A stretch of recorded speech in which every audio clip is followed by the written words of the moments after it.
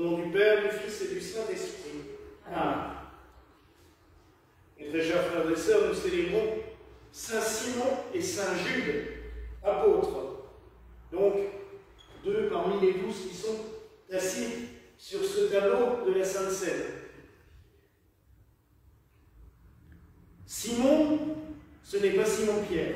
Il y a deux Simons dans la liste des apôtres, Simon le Zélote et Simon-Pierre. Ici, c'est Simon le Zélote que nous célébrons, et il porte ce nom sans doute par le fait qu'il faisait partie de ce qu'on appelait la secte des Zélotes, qui étaient des Hébreux particulièrement remontés contre l'envahisseur romain et qui étaient prêts à entamer le combat contre les Romains. Saint Jude est plus connu, il faut le reconnaître, Saint Simon est très peu célébré, mais Saint Jude est beaucoup plus connu. Il est surnommé Thaddée, ou Lébé, qui veut dire le courageux, et il serait un cousin de Jésus. D'autres ont dit son frère. C'est cette fameuse querelle théologique du fait des traductions. Or, les évangiles précisent bien qu'il était le fils de Cléophas. Et Marie, sa mère, Marie Cléophas, une des saintes Maries de la Mer. Donc, c'est bien clair, net et précis. Mais il est vrai qu'il faut préciser qu'en hébreu, cousin et frère, c'est exactement le même mot, ce qui a toujours perdu un petit peu tous ceux qui lisent les évangiles dans le texte d'origine, car cela donne un petit cafouillage.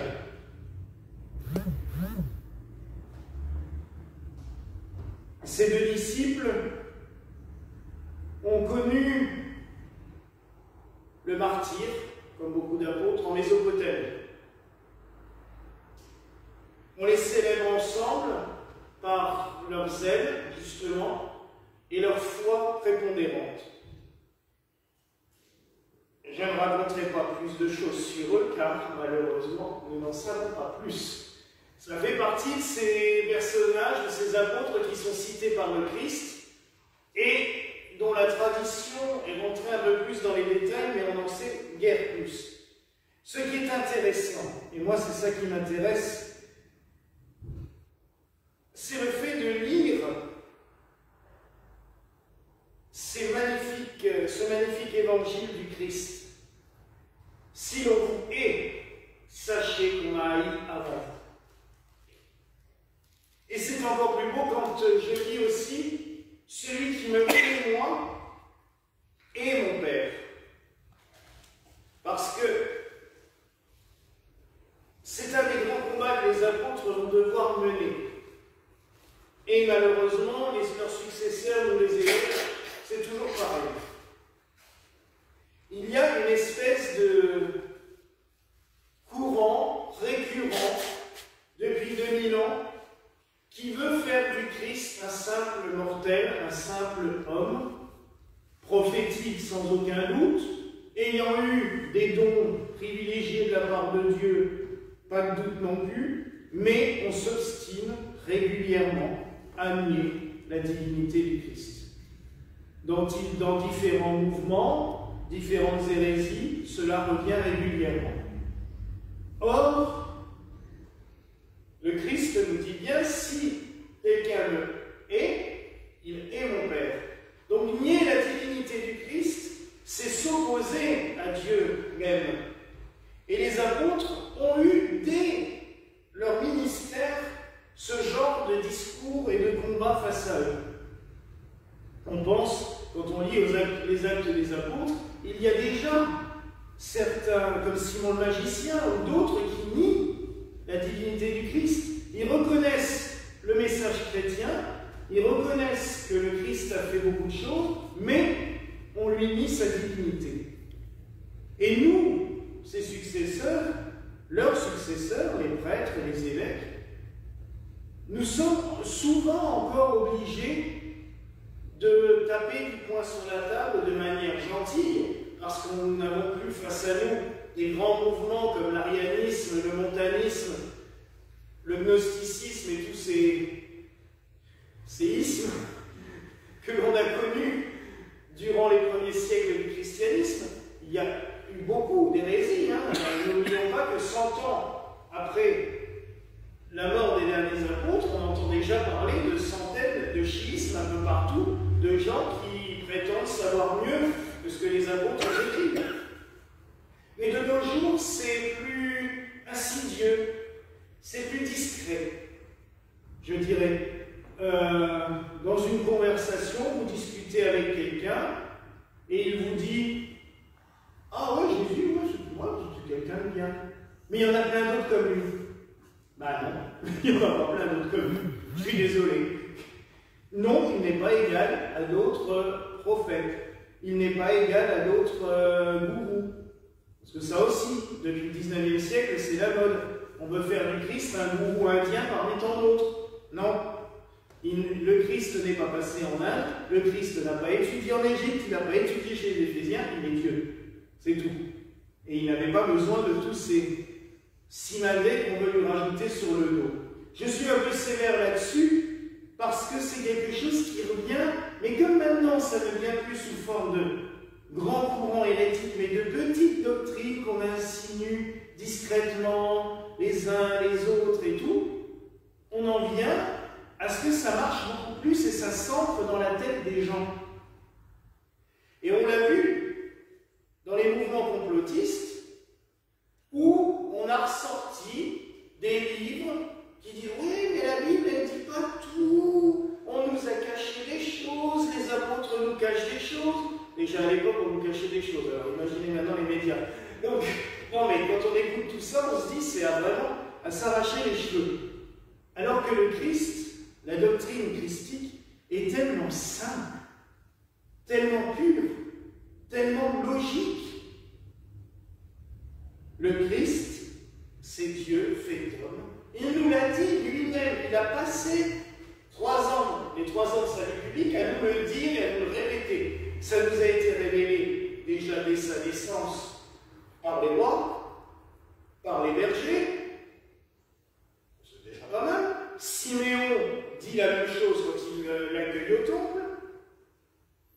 Lors de la rencontre, des retrouvailles au temple avec ses parents, Jésus lui-même nous dit « Ne saviez-vous pas que je dois être aux affaires de mon Père ?» en parlant de Dieu. Il nous parle régulièrement de son lien intime avec le Père des cieux, qu'il nous enverra l'Esprit Saint issu des deux. Donc, voilà, l'évangile est clair, net et précis, et il faut arrêter de vouloir aller chercher midi à 14 h, ou comme dirait un historien que j'aimais bien, Jacques Callot, de prendre des théories capillotractées, tirées par les cheveux, parce que ça n'a ni queue ni tête et ça n'a aucun sens.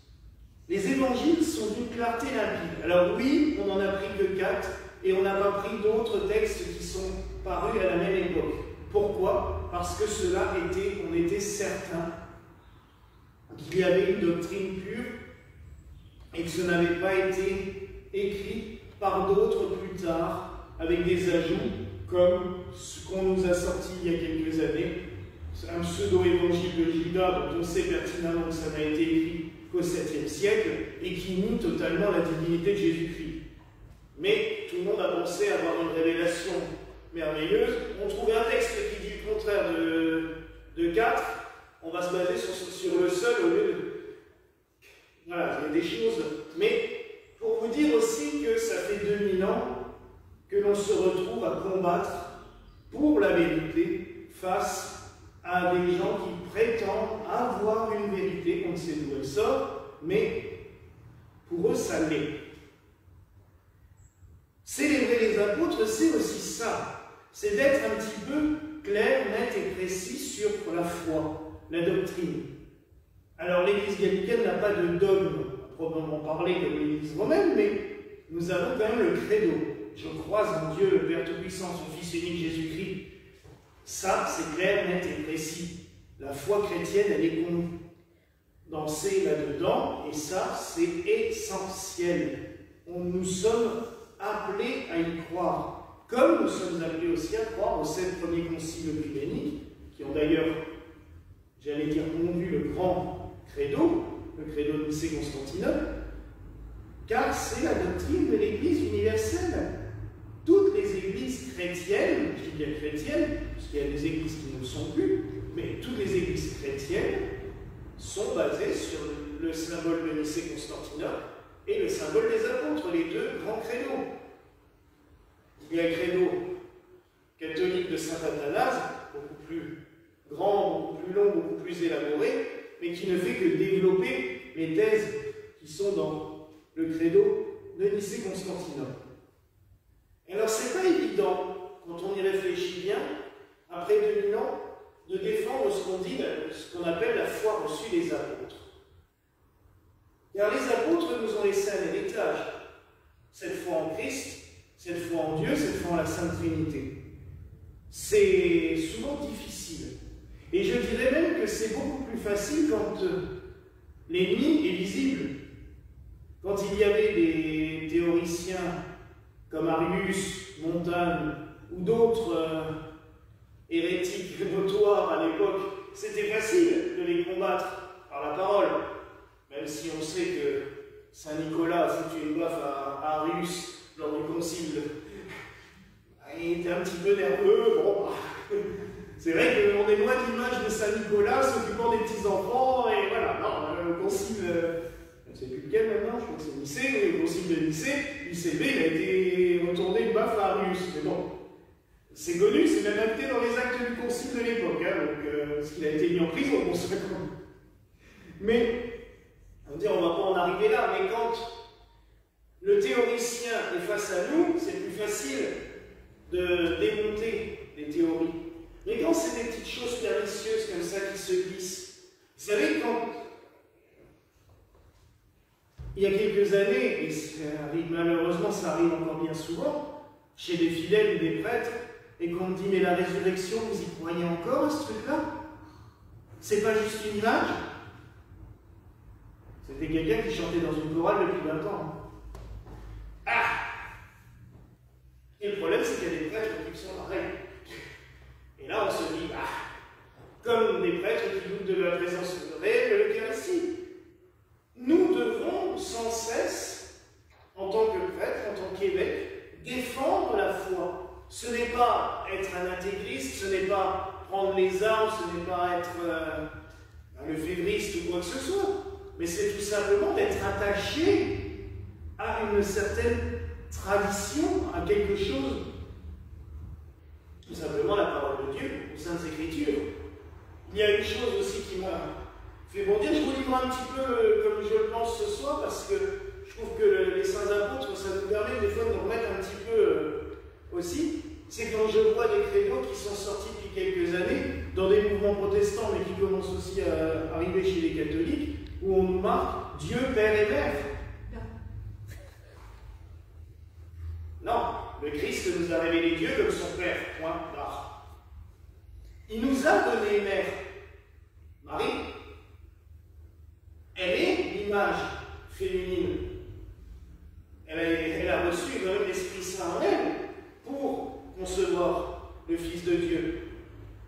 Mais c'est aussi peut-être un manque dû au manque de sérieux dans la croyance, dans la doctrine, même dans le propre credo qu'ils sont censés réciter, qui fait qu'à un moment donné, on en trouve dans des déviances comme cela.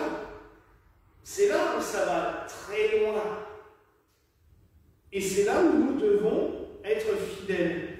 Pas forcément passer sa vie dans des débats interminables, comme à l'époque d'Abélard, de Saint-Bernard, qui était capable de digresser pendant des heures et des heures face à un contradicteur, ou même, je pense à Saint-Augustin, qui était spécialisé, on l'a vu, pour combattre les hérésies, mais lui, il allait carrément en face et les engueulait pendant 2 heures. Bon, je pense que le meilleur moyen de conserver tout cela, ce trésor reçu des apôtres, cette foi vivante reçue des apôtres, c'est de la vivre. C'est de La réciter, c'est de la prier, c'est de la reconnaître, c'est d'y croire. Personnellement, moi, on va parler de la foi ce samedi. Qu'est-ce que la foi? Si on vous dit la foi, c'est je crois en, non. Là, qu'est-ce que tu ressens? Pour moi, je ressens que le Christ est Dieu. C'est comme ça. C'est inexplicable. C'est depuis toujours. Il est là, il vit en moi. C'est tout. La croyance, c'est autre chose. La foi, c'est... Et c'est pour ça qu'on parle, en parlant du credo des apôtres, le symbole de la foi. Parce que c'est la foi de l'Église, c'est ce qui nous fait vivre, c'est ce qu'on ressent au plus profond de nous. Ce n'est pas un catalogue de croyances. Là, on peut croire en plein de choses. Personnellement, je crois aux apparitions, mais l'Église n'a jamais imposé qui que ce soit d'y croire. C'est pas dans le credo. On peut y croire, personnellement, j'y crois, et je pense que même que ça apporte énormément de choses à l'Église depuis 2000 ans. Mais ce n'est pas un dogme de foi, ce n'est pas dans le credo.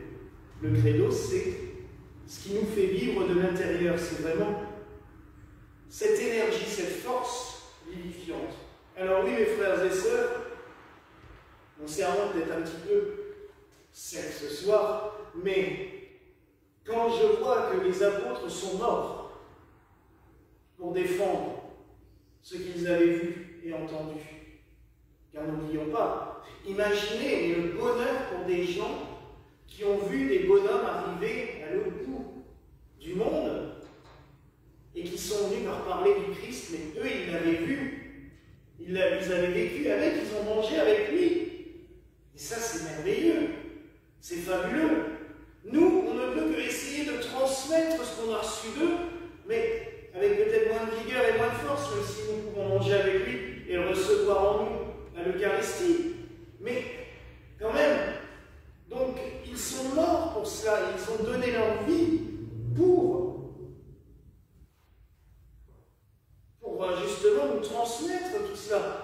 Je vous dirais juste la façon dont ils sont morts, parce que Saint-Simon a été coupé en deux de haut en bas, avec ici. C'est pour ça qu'il est représenté comme ici. Et Saint-Jude a été massacré à coup de bourdin. Donc, quand même, vous imaginez ce qu'ils ont vécu pour défendre cette foi chrétienne que nous, dans un revers de manche, on est comme « Oui, parce que vous croyez encore en tout ça ?» Il y en a qui sont morts pour ça. Et je pense à tous les autres martyrs et à tous ceux qui sont morts, même très récemment, pour défendre cette foi chrétienne. Alors mes frères et sœurs, louons le Seigneur pour nous avoir donné ces saints apôtres, ces colonnes de l'Église. Les 12 apôtres sont les 12 piliers qui tiennent l'Église. Pour cette foi aussi vivifiante qu'ils nous ont transmise, qu'ils nous ont laissée. Et surtout, demandons-lui d'avoir toujours la force de la défendre, avec force et avec conviction. Voilà la grâce que je nous souhaite en ce soir au nom du Père, du Fils et du Saint-Esprit. Amen.